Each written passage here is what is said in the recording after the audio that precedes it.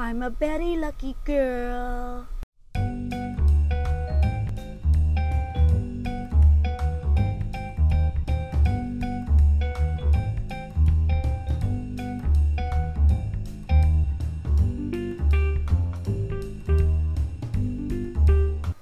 Oh God, I think about in 2008 I went to an art gallery thing for Bettie Page, and I don't know if many people know this, but I met Bettie Page and a few times, and I would say we're friends.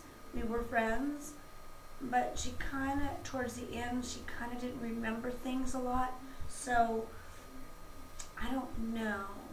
But in this movie called Bettie Page Reveals All, it was filmed at this art gallery. I didn't know it was for a movie. I just thought people were, I thought the guy was just talking to me. He was a really nice guy. And some of the things I said, looking back on it, I'm like, oh God. I'm one of those people that I talk without, I don't want to say without thinking, but I guess in a way, like, I say things out of my mouth, but yet in my brain I'm still piecing them together, and sometimes what comes out of my mouth is not really what I'm trying to convey. But he was just asking about me, and I go, yes, I'm a fetish model. I love Bettie Page. I know Bettie Page. She signed something for me. I give thanks for my career because of Bettie Page, because she did. She opened the door for me. And when I first met her, I did cry because I wouldn't have the career I have without her. She really, and she helped me in a way, because I'm not your normal fetish model. I'm not like a dark dom. I'm not your normal fetish model. In fact, it's really weird. It's like I don't fit in anywhere, because fetish people, I don't really fit in, because I'm fetish, but I'm not full on, like, they're like so committed with everything, and so it's like I don't fit in quite there, because I'm not fetishy enough for fetish people. But then when I did the Playboy thing and all that, I wasn't that type of girl either, so I didn't fit in there. And then the normal girl, I'm like with my appetizer, with my food, I sample everything. I like everything, so I don't really fit the niche. And so Bettie Page was really cool, because she was kind of cute and fun and smiling, but yet with fetish. And so in this movie, the things I say, I kind of do this.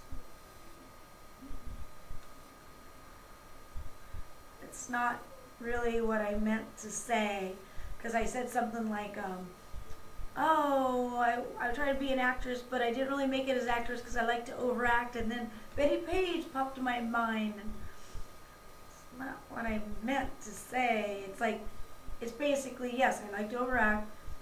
I didn't really make it as actress. Well, the main reason, I think, is I don't like going to auditions, and I have a hard time pronouncing words. If you haven't noticed, there's some words I just can't get out of my mouth, and I do like to overact. I like, cheesy stuff. And no, Bettie Page didn't pop in my mind then. It was just that she helped me, like I could just be myself, in other words. So that's what I meant. Anyway, this movie comes out. It opens in select theaters in New York on November 22nd, and also in LA on November 29th. And I think I'm going to Newark Theater on the 29th to go check out the movie, because I want to see it. And back to knowing Bettie Page and everything. When I used to date Hugh Hefner as a girlfriend, Bettie Page was having this 80th birthday, and Mark, who's her manager, can't pronounce his name, sorry, Mark Roesler, was her agent or manager, and so I went there, and I wish I had pictures of me and Bettie, but she's very protective, and there is pictures of me and Bettie, but Mark has them, and he has rights to them, and I've never seen them. But yes, I went to her 80th birthday party. Well, before the 80th birthday party, I met her at Hef's party, which she did get a picture with Olivia and everything. And when I first met her, I cried and stuff. And then I went to her 80th birthday party, and they had a cake and everything. And she told stories about, like, she didn't disappear. She didn't know anyone was looking for her. She just got married, and she said she was over 30, thought it was, like, not a big deal, just went on her life. And then she was joking around with, like, certain pictures. She goes, oh yeah, I remember that day. And she was very candid, like, I was on my period that day, and I was trying to hide my bloaty belly. And she was, like, talking like that, and it was kind of candid. But then later on, like, when I would see her, she would look at pictures and say, that's not me, that's not me. So I don't know if it was Alzheimer's, I don't know if it was her getting older, I don't know if it was part of her dementia or part of her kind of denying what she is, because she's like a church lady and stuff, so maybe she had conflicting things, which I totally understand, because I do that too. Like, people say, like, you know, like a lot of these models, fetish models, kudos to them, they're full on fetish all the time, doing this, doing that, lifestyle. They'll go out to parties and stuff like that. Now, granted, yeah, I'm fetish, but I'm not like this party animal, although I do like to party, don't get me wrong, I do. A lot. I do. But I like having different personalities. I don't know if it's a Gemini in me, I don't know. I like having different personalities. Like, I like having so many different jobs. I cannot commit to one job, just like food. Cannot commit to one meal. I need snacks, I need appetizers. I don't like having a meal unless you share it with me. It's like, I like doing fetish modeling, except for driving on the 405 for like 3 hours, 2 hours to the gig, and then 3 hours home because rush hour. That part, no, don't like it. But, love fetish modeling, I do it, so, but, you know, and I live it, and I, Stacy Burke, la la la, yes. But then, I also like working at the laundromat and being where no one knows who I am. No one knows who I am. I'm nobody. I'm just a chick, you know? And then I like also just being the wife and doing the wife duties and things and doing stuff like that, or being with my friends or being with my family. And like, I guess you call it role playing, but I don't call it role playing because those roles are really me. I have different things, and so I just wish there was more time in the day to do them all, but I can't commit to one personality. I have many. And when you catch me on a time when I'm not that personality, I'm not exactly the nicest person, I'm really sorry, but it's like, I'm not like that personality that you come up and you're like, hey, and I'm actually this person now, so I'm going to treat you different. I don't know, I'm probably sounding crazy, but, so in other words, I kind of understand Bettie's thing. Like, when she would look at that picture, she goes, I don't know who that is. And their favorite quote, like, we were watching a movie about Bettie Page, I forget who played her, famous actress, I want to say Charlize Theron, but I don't think I'm right. There was a movie about Bettie Page, and we screened it at the Mansion. I'll probably put in the subtitles after this video. But we screened it at the Playboy Mansion with Hef, and it's basically Bettie's Page story.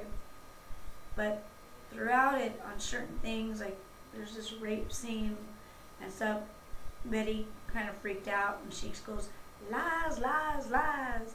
Those are lies, and she kept on saying things like that. And then she would say out loud, because she didn't know people could hear her, she'd be like, who told him about that?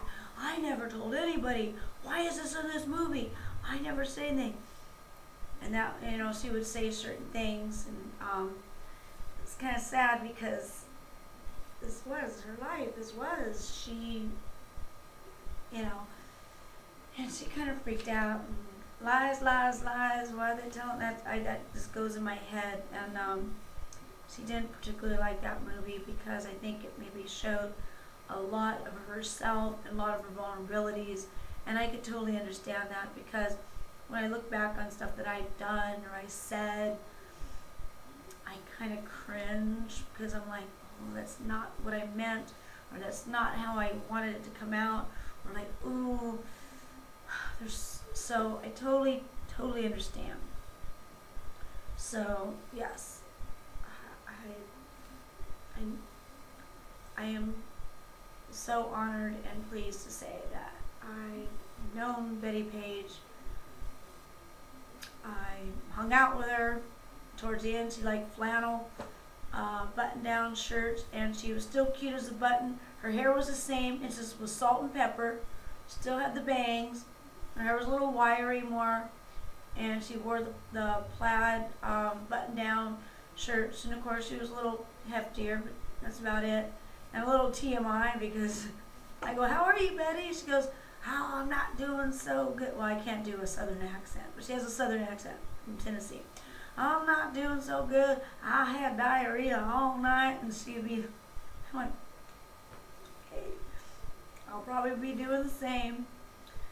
You know, when I get older, I'll probably, if you ask me how I'm doing, heck, right now, if you ask me how I'm doing, I'm like, well, I got sick from Botox, and I had diarrhea because I'm allergic to Botox, and I really shouldn't be doing it.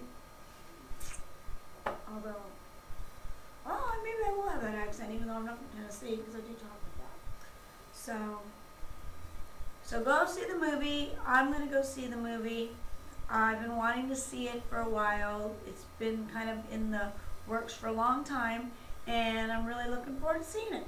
So just Google. I probably have the link somewhere on my website.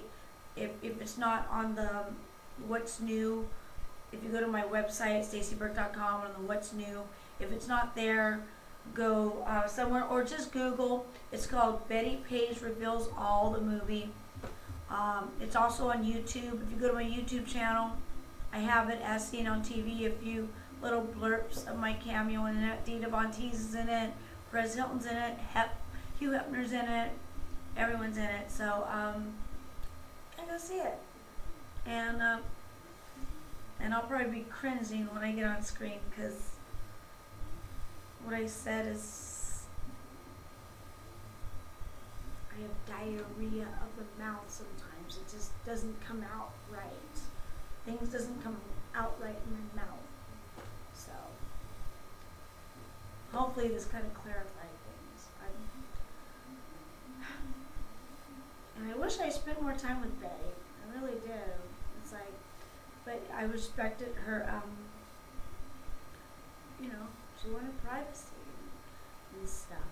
So she signed like a dress for me, and I'm still friends with her manager, Mark, and his wife, and really proud of that.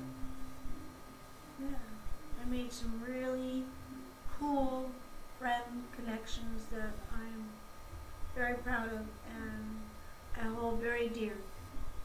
So, cheers to Betty.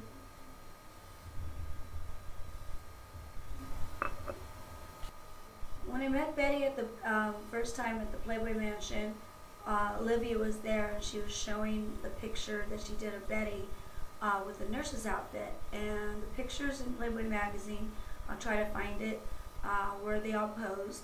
And that was the first time Betty was like in print, like since she came out of hiding when she was 80 years old. So it was pretty cool.